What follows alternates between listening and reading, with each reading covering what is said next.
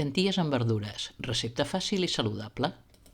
Necessitem llenties, porro, pastanaga, pit, ceba, tomàquets madurs, alls, pebre vermell si volem i sal i oli. Jo poso les llenties pardines en remull durant 1 hora. Hi ha molta gent que no ho fa, no és necessari, però a mi m'agrada més. Mentrestant, tallo totes les verdures a daus petitons.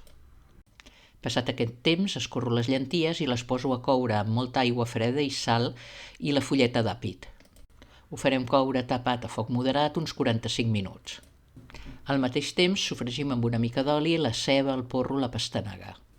Ho fem coure uns 10 minuts a foc suau. Afegim el tomàquet i els alls i ho fem coure uns 15 minuts més a foc moderat. Opcionalment, al final hi podem posar una culleradeta de pebre vermell, remenem i traiem del foc. Afegim aquestes verdures a l'olla amb les llenties que encara no són cuites del tot. Si cal, afegim aigua ben calenta i continuem la cocció tapat a foc moderat.